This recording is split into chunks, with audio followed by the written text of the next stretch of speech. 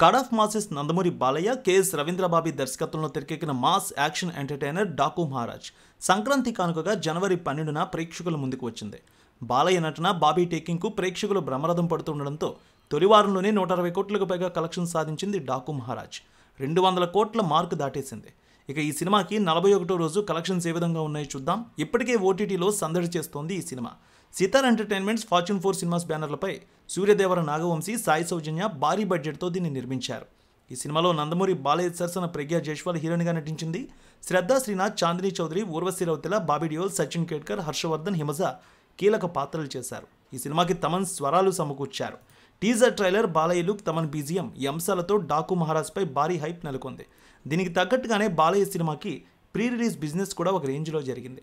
నైజాం 17.5 కోట్లు, రాయలసీమ 15.5 కోట్లు, ఉత్తరాంధ్ర 8 కోట్లు, తూర్పుగోదావరి 6 కోట్లు, పశ్చిమ గోదావరి 5 కోట్లు, కృష్ణా జిల్లా 5.5 కోట్లు, గుంటూరు 7.5 కోట్లు, నెల్లూరు 2.5 కోట్లు, మొత్తం తెలుగు స్టేట్స్లో 67 కోట్ల మేర బిజినెస్ చేసింది డాకు మహారాజ్. ఓవర్సీస్లో 8 కోట్లు, Karnataka plus rest of India 5.5 కోట్లు, మొత్తంగా 80 కోట్ల మేర బిజినెస్ చేసింది.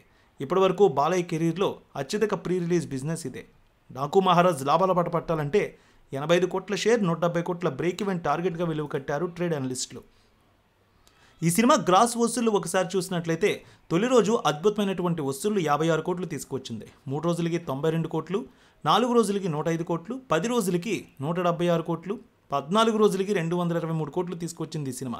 30 రోజులకి ఈ సినిమా 270 కోట్ల రూపాయల వసూళ్లు వచ్చాయి.